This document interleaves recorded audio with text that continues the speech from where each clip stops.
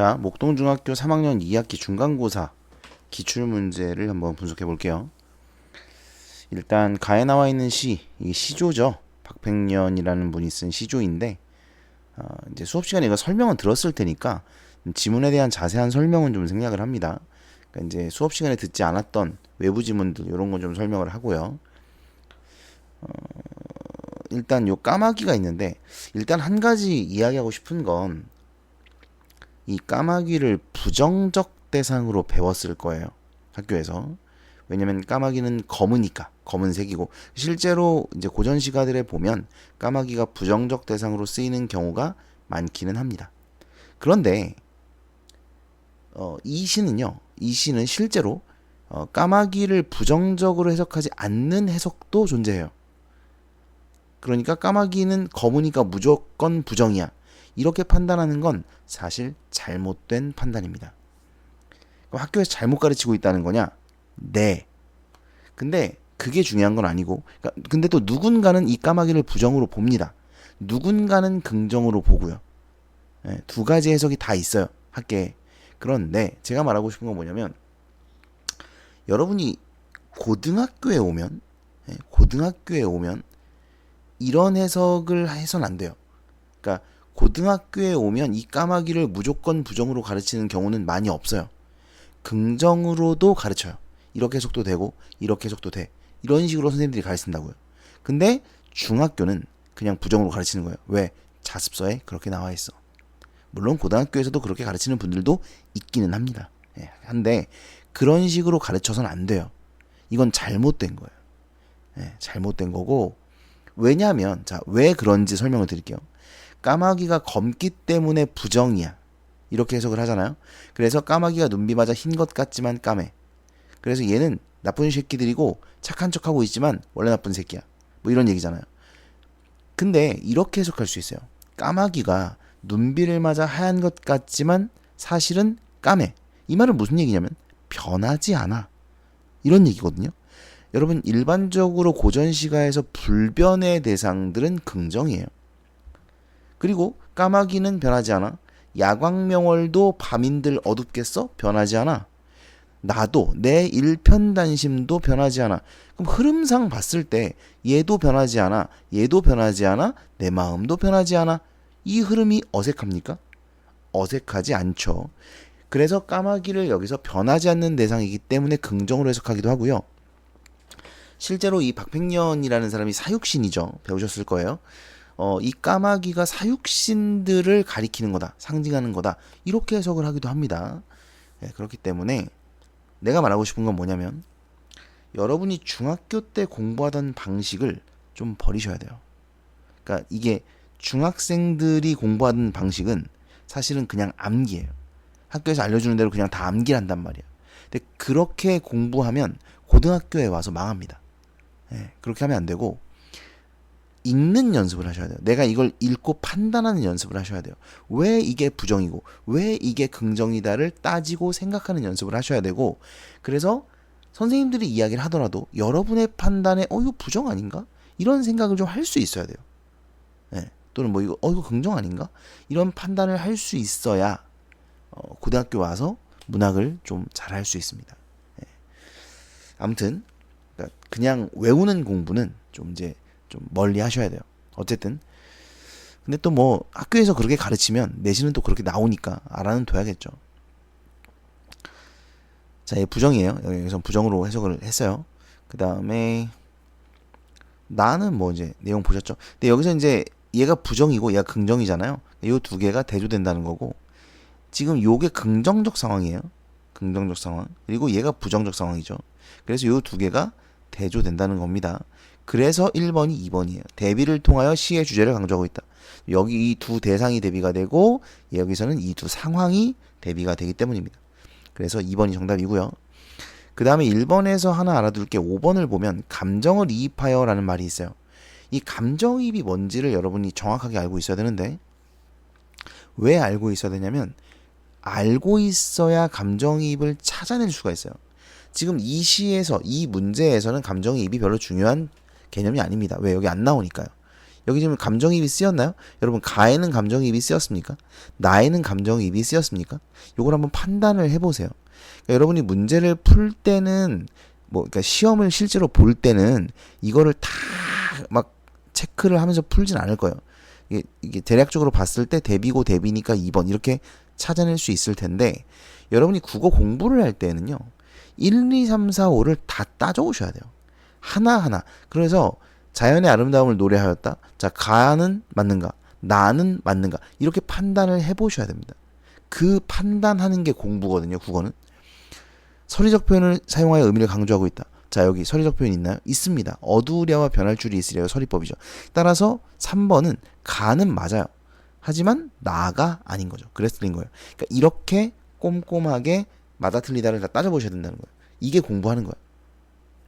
그러니까 지금 우리는 이 기출문제를 분석하는 것은 공부를 하기 위해서지 그냥 시험 문제 풀어서 맞고 틀리고 이거 하는 게 아니잖아요. 그죠? 공부를 하실 때는 이 선택지들을 다 하나씩 따져보셔야 됩니다. 대상을 희화화하여 풍자와 해악을 드러내고 있다. 둘 다 풍자해악은 아니니까.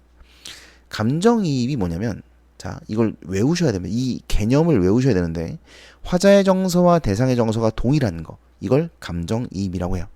자 화자의 정서와 대상의 정서가 동일하면 감정이입이라고 합니다. 그런데 여기는 지금 대상의 정서라고 할 만한 게 없어요. 여기 지금 까마귀의 정서가 나와 있나요? 정서 아니죠? 야광명월의 정서가 나오나요? 정서 아니죠? 네, 정서가 없습니다. 그래서 감정이입이 없고요. 여기도 정서가 없어요. 그러니까 뭐 메뚜기의 정서가 나와 있진 않아요. 이건 지금 메뚜기가 없다 어쩌고 저쩌고 이건 화자의 생각이지 메뚜기의 정서는 아니에요. 그렇죠? 그래서 화자의 정서와 대상의 정서가 동일한 게 없기 때문에 둘 다 감정이입이 없다. 이렇게 판단을 하셔야 됩니다. 어쨌든 답은 2번. 그러니까 문제는 되게 쉬워요. 되게 쉽게 순식간에 풀어낼 수 있는 문제입니다. 그러나 여러분이 공부를 하실 때는 이걸 따져보셔야 된다. 그 다음에 2번입니다. 가에 대한 감상으로 적절한 것을 보기에서 골라라 그랬습니다. 일단 자연신화 위에서 아니라고 했고 자 요게 문제인 거예요. 화자는 까마귀를 바람직한 존재로 여기고 있다라고 써있잖아요. 그쵸? 근데 이게 학교에서 분명히 이걸 부정으로 배웠을 테니까 그냥 외워서 니은이 틀렸어 이렇게 푸셨을 텐데 사실 이건 적절하지 않다는 거예요. 그러니까 이걸 적절하다고 보는 사람도 있다는 거예요. 그런 해석도 충분히 가능한 해석이라는 거죠. 내가 이 얘기를 왜 하냐면 너네가 중학교 고등학교 교과서 배울 때 뭐라고 배워요? 뭐라고 배우냐면 문학 작품은 감상자에 따라 다르게 해석할 수 있다. 다르게 감상할 수 있다. 이렇게 배운단 말이에요. 국어 교육에서 그렇게 가르치고 있다고요. 그래 놓고 이 까마귀는 무조건 부정이야. 이따위로 하면 안 되는 거죠. 그죠? 분명히 애들한테 문학작품은 다양한 해석이 가능해. 라고 해놓고 해석을 이렇게 한 가지로 정해서 가르치면 안 된다는 거죠. 그것도 분명히 봤을 때 해석이 충분히 긍정적 대상으로 할 수 있는 흐름이란 말이에요. 충분히 근거가 있단 말이에요. 근데 이걸 부정이라고 딱 정해서 가르치면 안 된다는 거죠. 제가 계속 이 얘기를 하는 이유는 그걸 여러분이 알고 계셔야 돼요. 다양한 해석이 가능하다. 네, 가능합니다. 가능하고 실제로 국어 교육에서는 그것을 인정하고 있고 그걸 인정하고 문제를 내요. 문제를 내야 돼요. 그러니까 지금 이 문제는 좀 잘못된 거예요. 네, 잘못된 겁니다. 이렇게 내면 안 돼요. 그러니까 고등학교에 오면 이런 문제들이 많이 줄어들어요. 많이 줄어들고 어떻게 봐도 긍정 부정이 다 확실한 거 이런 것들을 가지고 문제를 내게 됩니다. 그러니까 여러분이 그런 공부에 좀 익숙해지셔야 돼요. 그 다음에 그렇다고 여러분한테 이거 학교가 싸우라는 건 아닙니다. 네, 학교 선생님들은 아무튼 그래요. 그 다음에 디귿 리을. 디귿은 이제 뭐 지주와 충절 이건 아시겠죠? 네. 일편단심 같은 얘기죠. 네, 그래서 디귿과 리을이 적절하고요. 그 다음에 현실 상황에 대한 비판의식이 직접적으로 드러나 있다. 직접적이 틀려요. 네. 간접적으로, 비유적으로. 그러니까 여기서 이 직접적으로라는 말도 좀 중요해요. 여러분이 앞으로 진짜 많이 보게 될 거예요. 직접적으로, 간접적으로. 도대체 어떻게 하는 게 직접이고 어떻게 하는 게 간접인가. 이걸 여러분이 잘 구별을 하셔야 되는데 직접적으로가 나오면 여러분 이걸 떠올려 보세요. 직접적으로가 나오면 비유적인가? 이걸 떠올려 보세요. 비유적이면 직접적이 아닌 거예요. 비유적이지 않으면 직접적인 거예요. 이렇게 생각하시면 돼요. 그래서 직접적으로 드러나 있다? 그럼 비유적인가? 생각을 해보면 비유적이에요. 비유적이죠. 비유를 썼죠. 따라서 직접적으로가 틀립니다. 답은 4번이에요. 그 다음에 이 몸이 죽어가서 무엇이 될 거하니 복례산 제일봉에 낙락장송되어 있어 백설이만 건곤할 때 독야청청하리라. 이걸 여러분이 학교에서 배웠는지 모르겠는데 학교에서 안 배웠으면 조금 찾기가 힘들었을 수 있어요. 자, 낙락장송은 소나무예요. 이 송자가 소나무 성자고요. 그러니까 내가 죽어서 복례산에 있는 제일봉, 제일 높은 봉우리에 낙락장송, 큰 소나무가 되겠다는 거예요. 그래서 백설이 만건곤, 하늘과 땅에 가득할 때, 만 가득하다, 건 하늘, 곤 땅이에요. 하늘과 땅에 가득할 때 독야청청, 나 홀로, 홀로 독자, 홀로 청청 푸르고 푸르리라, 이런 얘기예요. 그러니까 세상이 흰 눈으로 가득 차 있을 때 나는 푸를 것이다. 나는 저 흰 것들에 넘어가지 않고 홀로 푸른색을 지킬 것이다. 이런 얘기예요. 실제로 여러분 사대부들이 사철나무를 굉장히 좋아했어요. 사철나무. 왜? 변하지 않으니까. 제가 아까 얘기했죠. 불변은 긍정의 대상인 경우가 많다. 그러니까 변하지 않기 때문에 심지어 눈이 내려도 다른 꽃들이나 뭐 이런 애들은 다 죽어요. 시들고 죽고 하는데 그것들을 이겨내고 푸르름을 유지하고 있는 나무들이잖아요. 이 사철나무들이. 그래서 이 대상을 긍정적으로 많이 평가를 했습니다. 그러니까 나 홀로 푸르리라라는 것은 지조와 절개를 지키겠다라는 의미인 것이죠. 밑에 이제 읽어보시면 뭐 수양대군이 단종의 왕위를 빼앗고 어쩌고 저쩌고 이런 내용입니다. 박백년과 성산문은 워낙 유명한 사육신들이죠. 사육신 중에 이제 한 사람이죠. 두 명인데 그래서 이 백설은 세조의 세력, 수양대군의 세력을 의미한다고 보시면 되고 나는 거기에 이제 가담하지 않고 홀로 지조와 절개를 지킬 것이다. 단종에 대한 의리를 지킬 것이다. 이런 의미인 것이죠. 그럼 몇 번이에요? 이 백설에 해당하는 거 부정적 대상 3번이죠. 그죠? 그러니까 이것도 까마귀 또 나왔죠? 네, 이걸 또 부정적 대상이라고 지금 이제 낸 건데 뭐 그렇습니다. 그 다음에 가와 같은 갈래에 대한 설명. 자, 가와 같은 갈래 이런 문제 많이 나오죠. 중학교 때. 고등학교 때 가면 요 갈래에 대한 문제를 이렇게 직접적으로 내진 않아요. 물론 나오긴 나오는데 이렇게 직접적으로 나오진 않는다는 거예요. 훨씬 어렵게 나와. 뭐 아무튼 이건 좀 쉽습니다. 가와 같은 갈래에 대한 설명으로 적절하지 않은 것이죠. 우리나라 고유의 정형시 맞아요. 정형시 형태가 정해져 있는 시죠. 초장, 중장, 종장 그죠? 초장, 중장, 종장을 지켜야 되니까 정형시가 맞죠. 현재까지도 창작되고 있다. 현대시조라는 게 있어요. 여러분 이거 배우셨는지 모르겠는데 현대시조라는 게 있습니다. 그래서 다른 고전 시가는 현대에 창작되고 있는 게 아무것도 없습니다.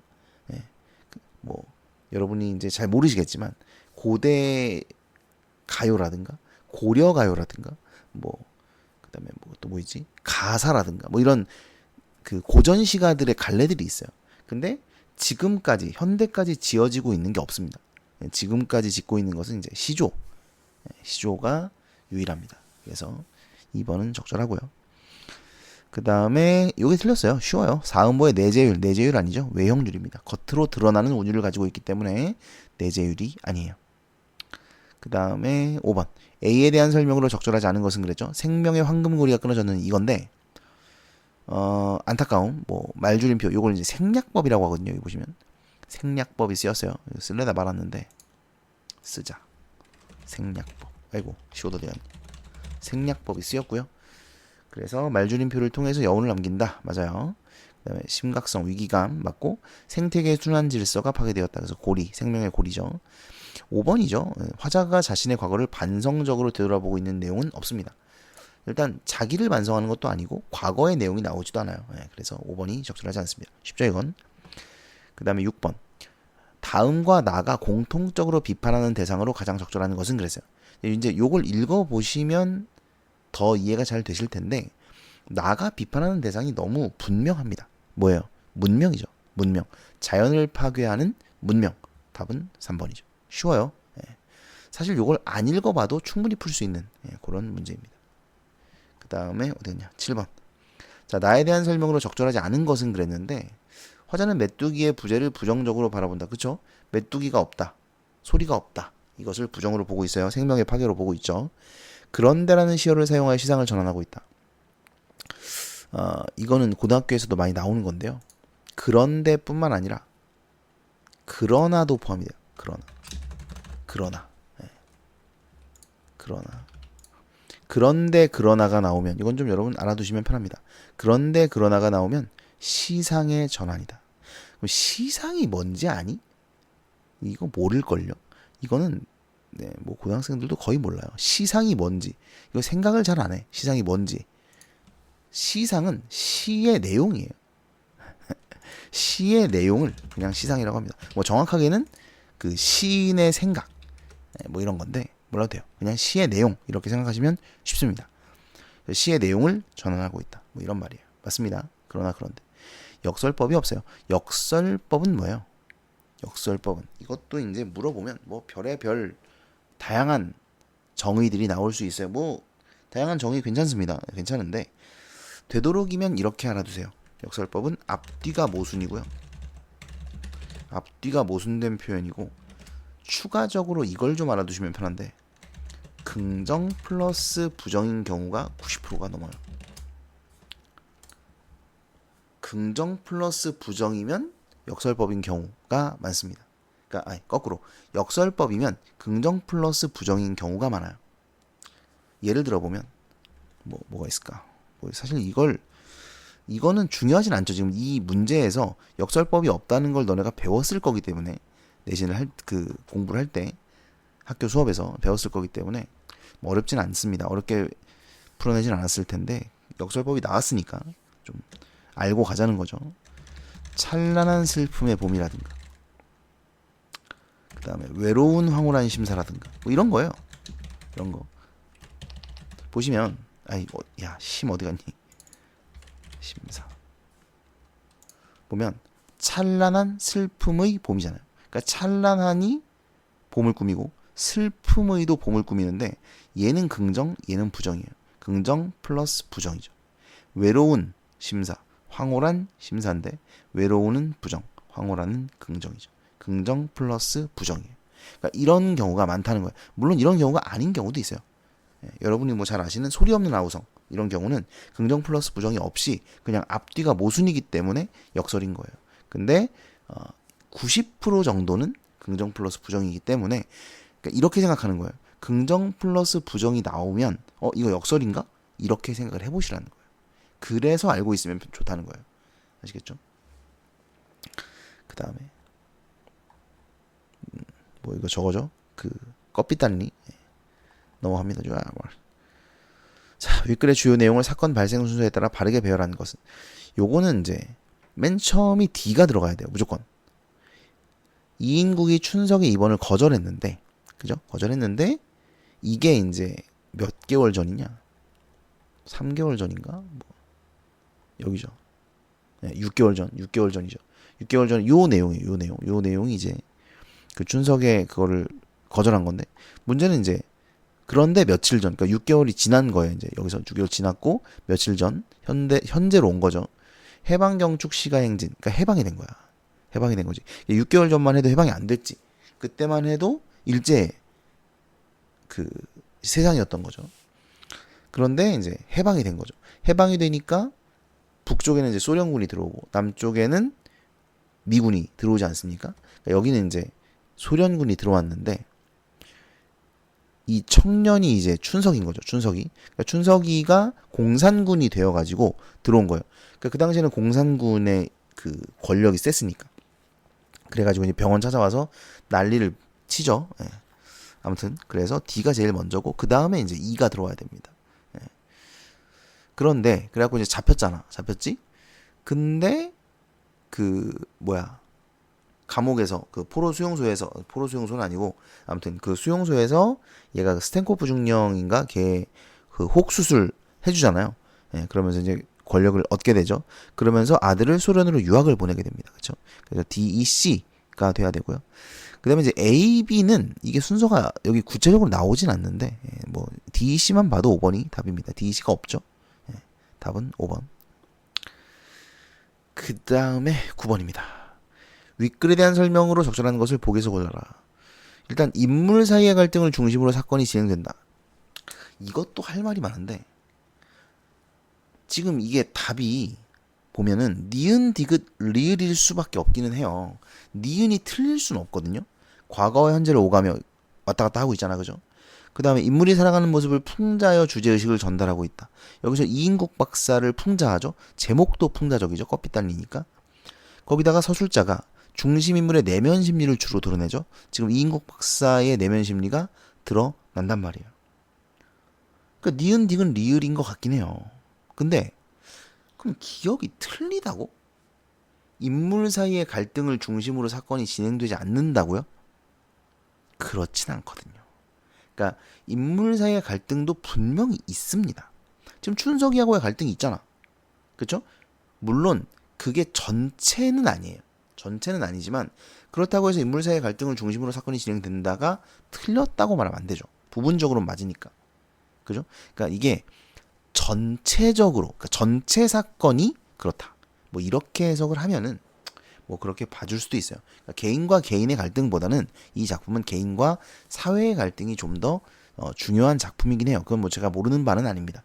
알고 있고 맞는데 근데 이 기억의 선택지가 약간 이제 내 눈에는 뭐가 보이는 거냐면 애들을 헷갈리게 하기 위해서 일부러 약간 애매하게 내는 거예요. 애매하게. 근데 이게 좀 세밀하게 보면 이걸 맞다고 볼 수도 있는데 이걸 애매하게 애들 틀리게 하려고 애매하게 내다 보니까 이게 좀 애매하게 걸쳐 있는 거죠. 그래서 이렇게 내야 하는가 과연. 어떻게 보면 이것도 맞을 수 있는 건데 이거 기억 애들이 헷갈려가지고 인물사이에 갈등이 있는데 이러면서 기억 맞다고 해가지고 뭐 다른 거 쓰면 틀렸다고 할 거 아닙니까? 그게 좀 적절한 건지 잘 모르겠어요. 그 애들이 이걸 잘못 파악한 게 아닌데 뭐 그런 겁니다. 어쨌든 주된 갈등은 아니긴 해요. 그 다음에 10번 기억 미음에 대한 설명으로 적절하지 않은 것은. 여러분 근데 이거 지금 설명을 들으면서 이렇게 생각하는 친구들이 혹시 있을 수 있어요. 아니 뭐 어차피 그게 맞는 건데 왜 자꾸 딴지를 걸까? 이렇게 생각할 수 있는데 여러분 잘 들으세요. 국어를 잘하려면 딴지를 걸어야 돼요. 아무 생각 없이 긍정적인 마인드로 모든 것을 수용하고 받아들이면 국어를 잘할 수가 없습니다. 국어는요, 이 선택지들을 전부 아주 까다롭게 따져서 이 중에 적절하지 않은 거 하나 또는 적절한 거 하나를 골라내야 되는 작업이에요. 근데 이것들이 모두 개념으로 되어 있기 때문에 굉장히 애매한 부분들이 많습니다. 그러니까 이걸 따지지 않고 문제를 풀면 다 틀려요. 고등학교 와봐요. 다 틀립니다. 중학교는 선택지가 되게 쉬워요. 문제들이 대체로. 그래서 이렇게 좀 애매하게 내는 것들 빼고는 좀 다 쉽단 말이에요. 그래서 애들이 틀려봤자 한두 개 틀리고 뭐 이러는 거야. 잘하는 애들은. 근데 고등학교 오면 이 선택지 자체도 훨씬 어려워지고 작품도 어려워지지만 선택지가 많이 어려워져요. 그래서 여러분이 선택지를 좀 명확하게 따지는 연습을 하셔야 됩니다. 어쨌든 그래서 이제 따지는 거예요. 나는 이걸 따지는 게 자동이에요. 자동으로 따집니다. 따져야 돼. 자, 어쨌든 기억이 그거죠. 그 뭐 반민족 어쩌고 저쩌고 그건데 기억 어딨냐? 이거잖아요. 친일파 민족 반역자를 타도하자. 그쵸? 그러니까 실제로 우리나라가 뭐 친일파가 다 척결이 되지 않았다. 뭐 그런 얘기를 하긴 합니다. 뭐 많이 척결이 안 된 것도 맞긴 해요. 근데 어쨌든 해방되고 나서 친일파들을 이 민중들이 잡아 죽였어요. 실제로 쳐들어가가지고 집에 쳐들어가서 막 때려 죽이고 막 그런 일들이 많이 있었습니다. 그러니까 지금 남아있는 친일파들은 그걸 버텨낸 사람들이 도망을 치든 아니면 권력자에게 붙어서 살든 어떤 방식을 통해서 살아남은 사람들인 거죠. 뭐 어쨌든 기억은 맞습니다. 당연히 그렇지 않겠어요? 당연히 친일파 새끼들 막 죽이고 싶지 않겠어? 너네가 36년을 당하고 살았으면. 그 다음에 2번. 이인국은 의사로서의 이게 사실 이 문제는요. 뭘 설명을 할 게 없습니다. 설명할 가치가 없죠. 2번 읽어보면 틀렸잖아요. 그죠? 예. 이인국은 이제 부정적인 인물이고.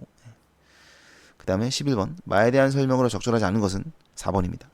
이인국의 아내는 다가올 사태를 애써 낙관적. 여러분 낙관적이라는 말이 뭔지 알아야 돼요. 이거는 앞으로도 많이 나올 거예요. 낙관적의 반대는 비관적이에요. 예, 비관적. 써놔. 난 안 썼지만. 낙관적의 반대는 비관적이고요. 낙관적이 뭐냐? 모든 것이 잘 될 거라고 생각하는 거예요. 그럼 비관적은 뭐예요? 모든 것이 안 될 거라고 생각하는 겁니다. 이게 비관적이에요. 아, 끝장이야. 난 글렀어. 망했어. 뭐 이렇게 생각하는 거. 이게 비관적인 거예요. 낙관적인 사람들은 걱정을 안 해요. 잘 될 거야. 야, 걱정하지 마. 아유, 다 잘 돼. 잘 되겠지. 걱정하지 마. 이런 애들이 낙관적인 애들이에요. 그래서 그게 낙관적인데 이인국의 아내가 낙관적이냐? 그렇지 않아요. 이인국의 아내는 지금 보시면 여기죠. 여보, 보통으로 삽시다. 거저 편하지 않게 사는 게 가장 편한 것 같아요. 이제 겨우 죽을 고비를 면했는데 또 지혜까지 그 높이 드는 복판에 휘말아 넣으면 어쩌려고. 걱정하죠? 걱정합니다. 아, 저 어린 것을 어떻게 노소학까지 보내요? 걱정하죠? 그래도 어디 앞일을 알겠소? 걱정하죠? 네, 그래서 낙관적이다? 아닙니다. 틀렸어요. 4번입니다. 그 다음에 12번. 다음의 관점에서 윗글을 감상할 때 작가가 비판하고자 하는 것은 뭐 기회주의죠. 예. 사실 이거를 왜 넣는지 잘 모르겠어. 이거 없어도 되거든요.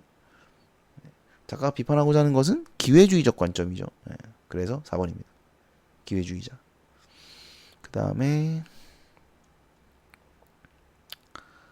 13번. A와 B에 드러나는 이인국 박사의 생각으로 적절하지 않은 것은 일단 B는 요겁니다. 네. 그 다음에 A는 이거죠. 어쩔 수 없었어. 뭐 이런 거고요. 예, 어쩔 수 없었어. 그 다음에 B는 뭐 어떤 상황이 닥쳐도 나는 잘 이겨낼 수 있어. 뭐 이런 내용이거든요. 근데 사실 얘도 선택지를 보면 너무 쉬워요. 4번이죠. 뭐 어쩌고 저쩌고 상대방을 진심으로 대하는 게 중요하다. 아니죠. 예. 뇌물 바치고 이런 건데. 그 다음에 14번. 기억에서 미음에 대한 설명으로 옳은 것을 모두 골라라. 일단 기억은 이인국 자신도 전염병에 걸려 죽을 수 있다. 이거 그거죠. 새로운 위협. 그죠? 이 앞에 보면 전염병. 정리라는 전염병 어쩌고 저쩌고. 환자가 늘기만 했다. 병이 나면 19분 죽는다. 이인국 박사는 새로운 위협. 그러니까 이제 전염병에 걸려서 죽을지도 모른다는 생각을 하게 된 겁니다. 따라서 얘는 맞아요. 기억은. 그 다음에 니은은 힘든 상황을 드러내 상대에게 약하게 보이지 않는. 이거 웃음 참는 거예요. 어디 갔냐? 이거죠. 아무 표정도 나타내지 않으려고 이를 악물었다. 이게 위에 보면 기뻐. 왜? 당분간 환자의 응급치료실에서 일하시오라는 말을 들었어요. 그래서 기쁨을 감추고 있는 겁니다. 그래서 틀렸죠. 그 다음에 디귿은 그냥 읽어보면 틀렸어요. 그죠? 이런 사람이 아닙니다. 그 다음에 리을과 미음이 맞죠? 네, 그래서 기억, 리을, 미음 3번입니다. 쉽죠? 그 다음에 15번은 라를 통해 알 수 있는 내용. 요 문제가 조금 어려운 것 같아요. 요 문제가 내 생각에는. 요 문제를 애들이 좀 많이 틀리지 않았을까라는 생각이 좀 들어요. 애매하기도 하고 좀. 뭐 애매하진 않은데. 자, 일단 2번이 이걸 판단을 했을까? 애들이 2번을. 이인국 박사가 딸을 미국으로 보내기 위해 브라운 씨를 처음 만난 곳은 관사이다 그랬는데 관사가 뭔지 알아요? 관에서 지어준 집, 그러니까 나라에서 지어준 집이에요. 보통 여러분 높은 사람들은 관사에 사는 경우가 많습니다. 대통령도 관사에 살잖아.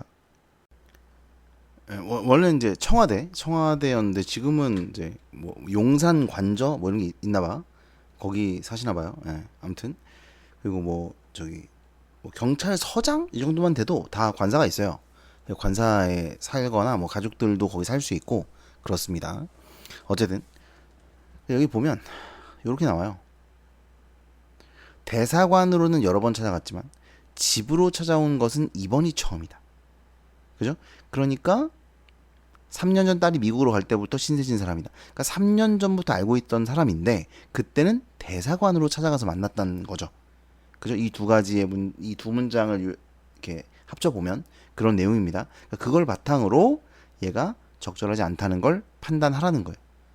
처음 만난 곳은 관사가 아니라 대사관이다. 뭐 이런 얘기죠.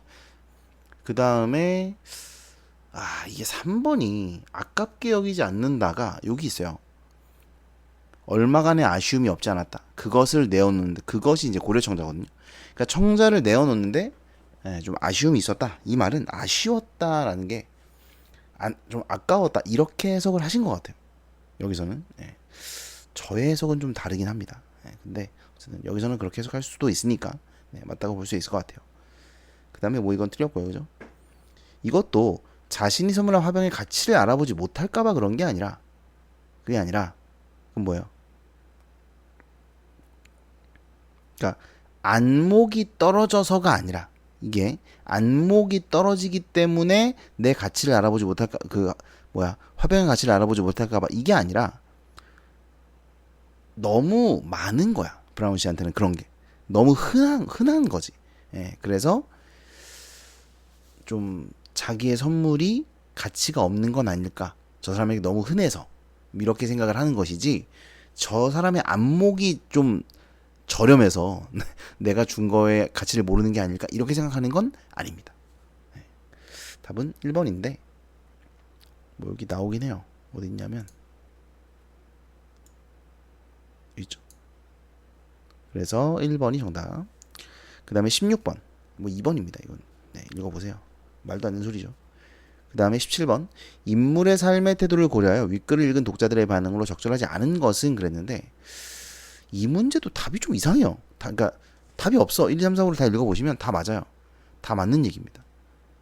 그래서 뭘까? 그나마 제일 말이 안 되는 거는 1번이긴 하거든요. 2번 같은 경우에 주인공의 태도를 긍정적으로 평가할 수도 있어.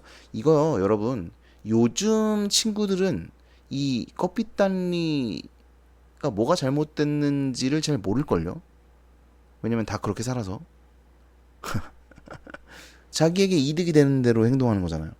그죠? 이게 왜 잘못이지? 뭐 이렇게 생각하는 사람들이 꽤 많을 거예요.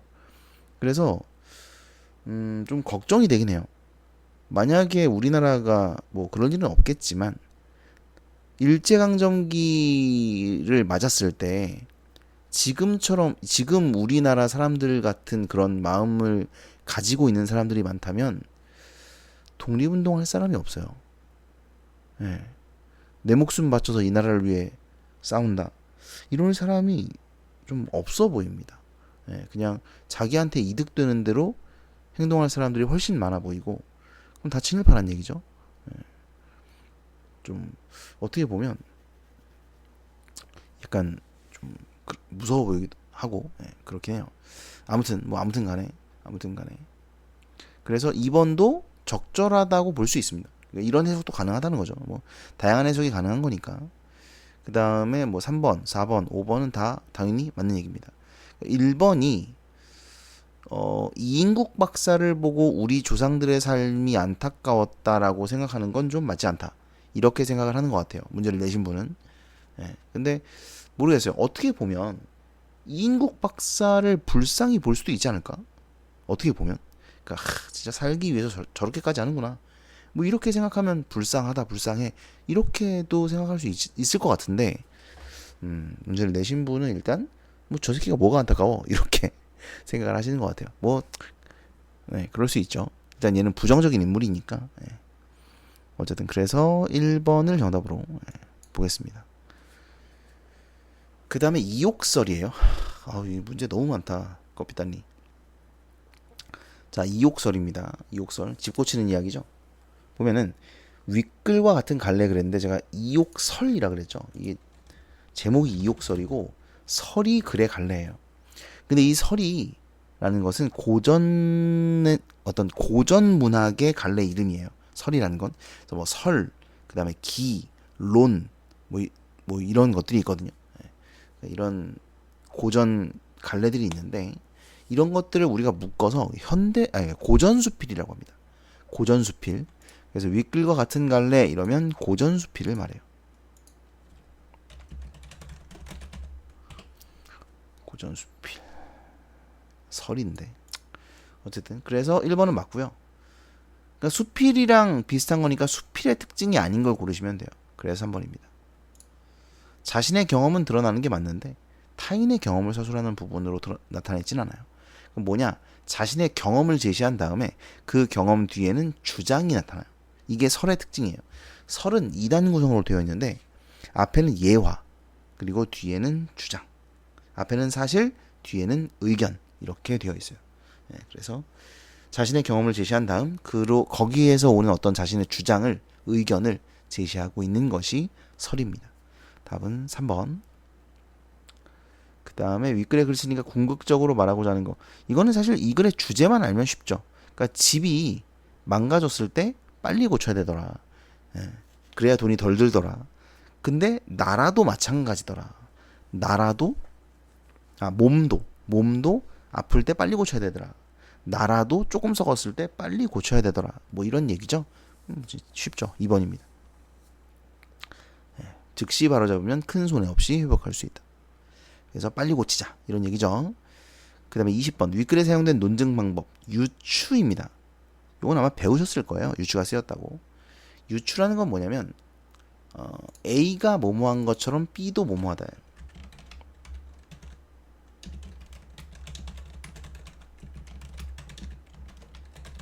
이게 유추입니다. 그래서 집을 빨리 고쳐야 손해가 적은 것처럼 몸도 빨리 고쳐야 손해가 적다. 은 것처럼 나라도 빨리 고쳐야 손해가 적다. 이거거든요. 그래서 유추가 쓰인 겁니다. 그래서 요걸 찾으면 돼요. 모모가 뭐뭐한 것, A가 뭐뭐한 것처럼 B도 뭐뭐하다를 찾으시면 되기 때문에 호로록 읽어보면 5번입니다. 산에 오르는 과정은 이런데 독서도 그래. 이 말이거든요. 그래서 쉽게 5번을 찾아낼 수 있습니다. 그러니까 이게 요것만 명확하게 알고 있으면 돼요. 유추, 이게 유추고 유추라는 게 뭐다만 정확하게 알고 있으면 이 선택지를 고르는 것은 어렵지 않을 겁니다. 그 다음에 배달, 공화국 어쩌고 저쩌고인데, 자, 가에서 마에 대한 설명으로 적절하지 않은 것은이에요. 가를 보시면 글쓴이의 주장을 예측할 수 있다 그랬는데 여기 보시면 요거 줄 쳐놨죠? 이게 이제 우리는 배달은 무조건 빠른 것이 당연하다고 생각한다. 그러나 이러한 생각이 과연 옳은 것일까? 아니라는 거죠. 아니라는 주장을 하겠구나 라는 걸 우리가 쉽게 알 수가 있습니다. 따라서 1번 적절하죠. 그 다음에 2번 객관적 자료를 제시하고 자료의 내용을 서론에서 제기된 문제점과 연결했다. 나를 보면은 객관적 자료 요거죠. 그 다음에 3번 문제의 심각성을 강조하기 통계자료 요겁니다. 통계자료 여기까지 다 통계자료 나오죠. 그 다음에 쉽게 판단할 수 있는 사실을 일부러 의문문 형식으로 표현. 요것도 좀 애매한데. 여러분 저는 문제를 풀 때 이 문제를 보자마자 이 4번 선택지를 보자마자 뭐 생각했냐면 이거 서리법이다 라고 생각을 했어요. 그래서 라를 읽어봤더니 라의 의문문이 얘밖에 없습니다. 그럼 얘는 서리법이냐? 서리법이 아니에요. 서리법은 당연히 뭐뭐하다라는 답변이 나올 수 있어야 돼요. 무슨 얘기냐면 과연 옳은 것일까? 당연히 옳지 않지라는 답이 뒤에 지금 써 있는 거나 다름이 없잖아요. 과연 옳은 것일까? 당연히 옳지 않지. 이거 아닙니까? 그러니까 얘는 서리법이에요. 얘는 서리법으로 볼 수 있습니다. 그리고 아까 우리 그 위에서 어디 갔냐? 처음에 밤인들 어둡겠느냐? 당연히 안 어둡지 이거잖아요. 그죠? 그러니까 답이 이미 내재되어 있어. 어두우랴? 당연히 안 어둡지. 변할 줄이 있겠느냐? 당연히 안 변하지. 당연히 없지. 이런 말이거든요. 그러니까 이게 내재되어 있어야 서리법이에요. 근데 어디 갔어? 얘는 어떻게 생각하는가요? 그러니까 이건 답이 내재되어 있을 수가 없습니다. 어떻게 생각하니? 이거거든요. 이렇다고 생각하지 않아? 이러면 이건 내재가 돼 있는 거예요. 뒤에 거는. 근데 어떻게 생각하니? 라는 문장은 서리법이 될 수가 없는 문장이에요. 그래서 서리법으로 얘를 본다면 4번이 틀리긴 했습니다. 서리법이 안 쓰였으니까. 근데 서리법으로 보지 않고 이걸 그냥 문장 그대로 보잖아. 쉽게 판단할 수 있는 사실을 일부러 의문문 형식으로 표현했다. 그럼 이게 쉽게 판단할 수 있는 사실이라고 생각하는 거 아닌가? 이렇게 물으면 어떻게 생각해? 왜냐면 이 앞에 이만큼이 다 뭐야? 택배 시장이 과열되면서 가격 경쟁이 심해졌기 때문에 택배 기사의 수입은 달라지지 않았고 건당 800원을 벌며 월 25.3일을 일하고 평균 170개를 배달하고 주당 평균 근무 시간이 74시간이고 주 6일로 하면 12시간을 일하고 어떻게 생각해? 이러면 이러면 이러면 사실 답이 나와 있는 거 아닌가? 예, 좀 애매하지 않나라고 저는 생각이 들어요. 그러니까 그냥 서리적 표현이 쓰였다 이렇게 물어봤으면 안 쓰였으니까 틀렸다 이렇게 볼 수 있는데 약간 이건 좀 답을 정해놓고 물어본 것 같은데 판단하기 뭐라고? 어디 갔냐? 쉽게 판단할 수 있는 사실을 맞는 것 같은데 일부러 의문문으로 표현했다. 그럴듯한데 그럴듯해요. 근데 물론 이제 다른 게 답이 없습니다. 다른 건 다 맞았고 4번은 분명히 의도는 알겠어요. 의도는 서리법을 묻고 있는 문제거든요. 그래서 이제 4번을 정답으로 저는 골랐는데 학생들은 좀 많이 헷갈릴 수 있겠다. 예, 그런 생각이 좀 들었습니다. 어쨌든 그 다음에 22번 이제 이거는 연역 논증에 대한 문제입니다. 연역 논증. 여러분 연역 논증이라는 건 그 우리 때는 되게 유명한 그 구절이 있습니다. 모든 사람은 죽는다. 소크라테스는 사람이다. 따라서 소크라테스는 죽는다. 이거거든요. 그래서 맨날 소크라테스가 죽어. 이거 할 때. 이게 3단 논법이야. 3단 논법. 근데 얘도 비슷하죠. 모든 노동자는 이럴 권리가 있다. 택배 기사들은 이렇다.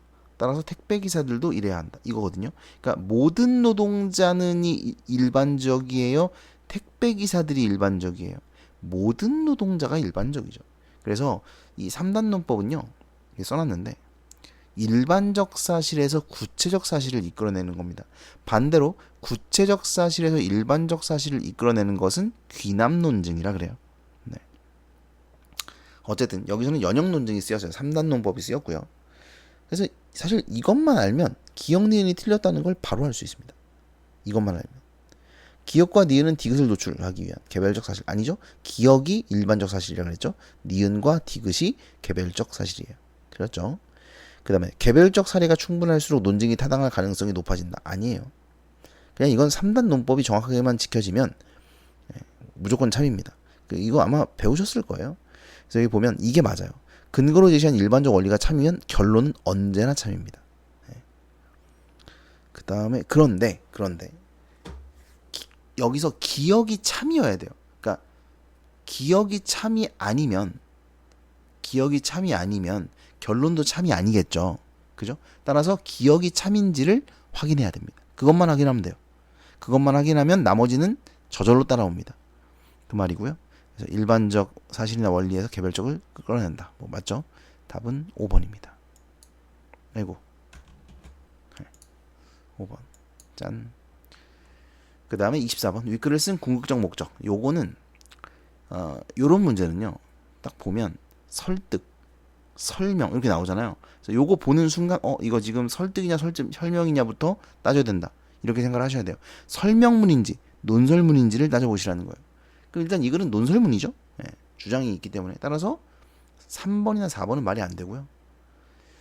1번도 이거 설명이에요. 문제를 공유하기 위해. 이건 단지 그 설명만 하겠다는 거기 때문에 안 됩니다. 2번 아니면 무조건 5번이에요. 근데 읽어보시면 수입 보장이 문제가 아니죠. 예, 5번이 정답입니다. 뭐 이건 쉬울 거예요. 이렇게까지 안 해도 쉬울 거야. 또 얘기하지만 이렇게 풀지 않아도 내가 지금 뭐 설득 설명 이게 나눠가지고 무조건 이거야 이렇게 풀지 않아도 그냥 읽어봐도 5번인 거 충분히 내가 알 수 있어요. 그렇죠? 그런데 왜 이런 얘기를 하느냐? 문제를 이렇게 좀 전략적으로 풀어야 돼요. 이걸 연습해야 돼. 고등학교 가서 안 망하려면. 갑자기 고등학교 가서 이걸 하려고 하면 어려워서 못해요. 그래서 여러분들이 이런 걸 좀 미리 배우셔야 됩니다. 예. 고등학교에서는 어떤 식으로 선택지를 고르고 어떤 식으로 독해를 하고 문제가 어떤 식으로 출제되고 이거를 미리 알아야 돼요. 안 그러면 제가 볼 때는 고1 내신은 거의 망한다고 보면 돼요. 그러니까 원래 국어를 잘하는 애들 빼고 막 독해 원래 잘하고 이런 애들 빼고 암기해서 시험 달달 외워가지고 시험 잘 보고 이런 친구들 있죠. 중학교는 그게 되거든. 그런 식으로 중학교 때 시험 잘 봤던 애들이 고등학교 가서 70점대 60점대 나온 애들이 수두룩 빽빽합니다. 정말로. 그러니까 중학교 때 고등학교의 이 그런 문제 유형이나 문제풀이 방식이나 이런 것들을 독해 방식이나 독해 원리 이런 것들을 좀 미리 공부를 하셔야 돼요. 지금 내가 고등학교 애들한테 물어보면 지금 고1 애들 이런 애들 물어보면 그때 했어야 되는데 이런단 말이에요. 주변에 한번 물어봐요. 어쨌든 그래서 이걸 설명해 주는 거예요. 이런 식으로 풀어야 된다. 문제를 풀 때. 물론 이거 뭐 그냥 읽어봐도 이거 누가 몰라. 제목이 이건데. 누가 몰라 이거. 그죠? 근데 이런 식으로 접근해서 푸는 거다. 설득 설명. 그 다음에 이제 마지막으로 다음 글에서 지적할 수 있는 논리적 오류에 대한 설명으로 가장 적절한 것은 그랬어요. 요거 내가 알고 있는 어떤 할아버지는 담배 피우기를 매우 즐기셨는데 100살까지 사셨어. 그러니 흡연은 장수의 비결이야. 뭔 소리야? 뭔 소리야 이게? 성급한 일반화의 오류라고 해요. 이게. 그러니까 할아버지 한 분, 내가 아는 할아버지 한 분의 사례를 가지고 담배를 피우는 것이 건강에 좋아라고 일반적 결론을 내리면 안 된다는 거죠. 수도 없이 많은 사람들의 사례를 바탕으로 일반적인 결론을 내려야죠. 그죠? 수도 없이 많은 사람들이 담배를 많이 피우다가 폐암으로 죽는단 말이에요. 예? 그럼 그 사람들은 뭐야? 그 사람들은 더 일반적이잖아, 걔들이. 그죠? 그러니까 그걸 일반화하는 것이 맞기 때문에 이렇게 하나의 결론만 가지고는 일반화하면 안 된다. 성급한 일반화의 법칙이다. 성급한 일반화의 오류다. 법칙이 아니라 오류입니다.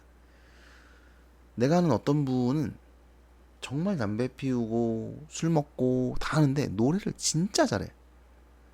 여러분도 알걸요? 성시경이라고. 그 아저씨 꼴초거든. 근데 목소리가 그렇게 좋아. 그렇지만 그걸 또 일반하면 안 된다는 거죠. 일반하시면 안 됩니다. 어쨌든 답이 2번이에요. 쉽죠? 자, 이렇게 정리 끝났습니다. 그래서 오늘 좀 말을 많이 했는데요. 단지 이걸 지금 이제 오답을 보는 거니까 여러분이 문제를 풀어보고 이제 오답을 보고 있는 걸 테니까 좀 더 선택지를 꼼꼼히 따져보시고 그 다음에 왜 그런지 왜 아닌지 이런 것도 생각하시고 문제풀이의 전략 이런 것들도 좀 생각을 해보시기 바랍니다. 이상 끝.